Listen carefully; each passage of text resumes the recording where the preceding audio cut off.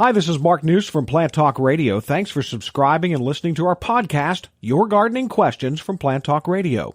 If you have a gardening question you'd like our host Fred Howard to answer, send him an email. The email address is fred@planttalkradio.com. Now for today's question. Fred, we had a nice email at fred@planttalkradio.com this week from Jenny. And first of all, thank you very much for complimenting the show. We appreciate that. But then she has a really good question here. She says, some of the pepper plants that she started indoors have blossoms on them. They're currently about 12 inches tall. Should I clip the blossoms off so more growth goes to the plants? That's her first question. Okay. And that I'm going to have to think through and let's just say state opinions only. I see no reason why they would have to be clipped off. Yes, it will help a little bit more energy go into the growth of the plant, and that's good. However, I don't know that in this early stage, and most especially in that she's growing them, if they're under high enough light to have built a stout stem, then I don't know why she couldn't use a little artist brush and get in there and pollinate the flower from one to the other, etc. I think peppers are self-pollinating, but I'm not certain. I know they'll cross also. So I think she could. There'd be no harm done. At the same time, it might be fun to have the first pepper on the block. I mean, a lot of people compete for the first tomato. So I would say that it's optional for her. Yes, I do believe in energy distribution in plants. It's a proven fact. So the benefit would be it does allow more energy to go into the plant's growth, and therefore that would be good. And to leave it might be fun to have the first pepper. So I guess I don't know for sure. You know, it's interesting because she then goes into something that we were going to talk about this morning anyway. She says, she does not plant until after the danger of frost is over, usually about the first week of June. So what do you think about that timing? And, of course, Mother's Day is coming up next week, and usually for most people, that's just kind of a rule of thumb. You can put your annuals out after Mother's Day. What do you think about that? Well, I think it's always a guessing game, and because I've been in this business and watching plants long enough to know that one time way back in the late 60s, early 70s, whatever it was, we had a freeze in the central Ohio area and fairly broad area of central Ohio that just knocked the socks off of things. Brand new growth, 6 inches, 8 inches long, was just turned into black mush by noon. And 3 days later, it had turned brown, and you used a broom and swept off the junk, and away they went again. But by and large, I agree with the Mother's Day, the May 15th factor, and so on. Those of you who really want to be cautious, I think we've talked about it before, perhaps several times. From the river in Cincinnati to the lake in Toledo is X miles. And every 10 miles, in terms of this time of year, that it would be from Cincinnati to Toledo, every 10 miles represents another day. In terms of Cincinnati ends up approximately 20 days ahead of being able to plant things that you would wait on in Toledo. Fall, the change in color and so on, goes the opposite direction. I think, however, as a general statement, most everybody does abide by the 15th. Some, and I talked to a guy 2 weekends ago, he said, I'm going to plant them. If they get killed, I'll come back and get some more. Well, more power to him. And as a retail consideration is concerned, that's fine. But he would put his plants at risk. However, he said he had a backup situation. He, too, has a box of old bed sheets and like material that he can throw over the brand new plants. So he was betting against a safety backup. It's always hard to say. Now, let's not worry about the frost for a moment. When the soil is wet as it is right now and still cool, plant roots will react to that in a negative way, or they just won't react as well.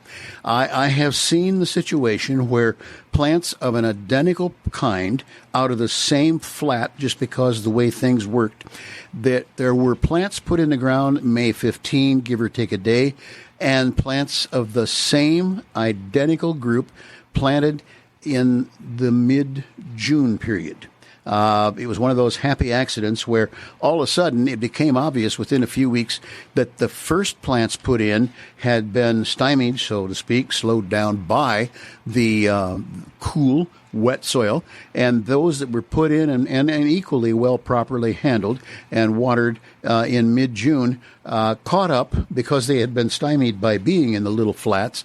They caught up and went ahead and actually developed, let's just say, full everything that we wanted from them, just offhand. So there's the timing based on frost, and there's the timing based on root temperature and moisture. So certainly those who have planted already and are willing to take the time based on the 11 o'clock news to go out and change things, they can go ahead. Those that want to, let's just say, wait on the soil to warm and so on, I would highly recommend they buy the plants they want at this point so that they get the colors and sizes and shapes and things that they want, because plants will go fast. Well, they've already been going fast and will go even faster off in the marketplace in this very near future. So buy what you need, but keep it in the sun during the day. If you hear the news at 11:15 says it's going to be the threat of this, that, and the next thing, pull them into the garage, up under the overhead or the patio, whatever it may be, so that the frost can't settle on them. Set them back out in the full sun the next morning, and away you go. It's a game. Mm-hmm. It's a very interesting game. I think immediately of a fellow that I know that is quite concerned about a Japanese red maple. It is indeed a magnificent plant. He has an old upright lamp that has a 100-watt bulb in it. He has stakes that are a little taller than that. He puts the stakes in, puts the lamp so it's just below them, throws a couple of old bed sheets up over those plants.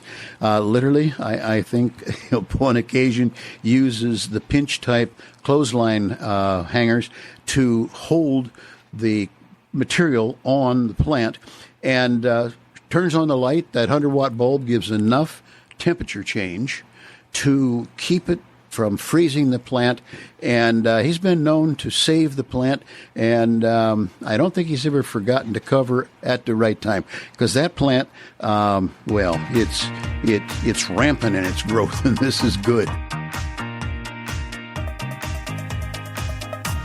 Hey, thanks again for listening to our podcast. Be sure to subscribe to our other podcasts as well, the Plant of the Week podcast and the Plant Talk Radio podcast, all on iTunes or your favorite podcast player.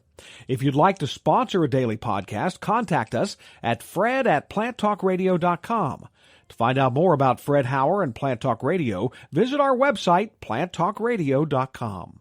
We've had a lot of questions about how we started the Dollar Saving Divas and why we do this. I know. Well, I'm Kelly. And I'm Leslie. And we are the Dollar Saving Divas, but we do more than just dollar saving tips. But we started talking about this. It was 15 years ago when we used to work together. Mm-hmm. And I just remember we started it because we both like the same kind of food. Yeah. So we would go in search of There's lunch every day. Lunch every day. Let's find the best chili. Let's find the best crab cake. Remember, we would just go place to place, and we would compare, and it was our fun little lunch break every day. It was a joke that we said, we ought to do this sometime for like a radio show, and we both had young kids. And so we were trying to find ways to, even cut costs and still provide all those things that you want to provide for your family. And live within your budget. And I used to do a lot of events and marketing. So, we've done everything from tricks and tips on, party planning and how to decorate a table to different foods. I mean, we've traveled around the community to lots of different we discovered some things in the community that, we didn't know were there. We thought, well, gosh, other people should know. Exactly. Great shopping places. We even took a vacation to Naples, Florida, which I think we should do more of that traveling, absolutely. Actually. Yeah, we should do more I think some international would be good. But I think it's a lot of our life experiences. A lot of life experiences. We're not going to say how many combined, but sharing that with other people. Yeah, I don't want to say we could, together it would be like. No, we're not going to say that. I'm not even going to go there. I think it's really funny. We're now actually going and looking for sponsors. I mean, people are actually following us, and they're, I know. It's amazing. It's like people do want to hear what we have to say. And actually, I've heard some people even take notes. They have to replay it because, like I want to know where that really good happy hour is, and well, everybody wants to know where a really good happy hour is. Well, and we're really good because we know where all the good happy hours are. Just ask us any place you live. All those years of work, you need to know a good lunch spot and a good happy hour spot, and never the two shall meet because you shouldn't be drinking at lunch. But it's just been really fun, and I think we're really expanding the things we're doing, which is I never thought that people would actually listen to us. Well, I think that's the fun part is we are doing what's fun to us. Exactly. So it's not like it's work. Right. We're just having a good time and talking about it. And maybe we shouldn't be talking about some of the good times that we have. Well, right. Probably a little censorship would be good. Well, I think we go bleep, bleep in between things. That's why these podcasts are really 20 minutes, but we edit them down to 8. Yes, because there's so many things that should go in there. Yes, bleep, bleep. It's like that. What is it? What do they do on the on TV? It's like the lag time or the... Yeah, exactly. Yeah. We have to have a 10-second delay. That's it, a 10-second delay. But we've really had fun, and so I hope people continue to listen to us. Yeah. And if people have things that they thought would make a good podcast, they really ought to, contact us. Let us know, because we're always open to new adventures. Yeah, particularly if they include travel, food, and alcohol. And we're down. We're good to go. Circle270media.com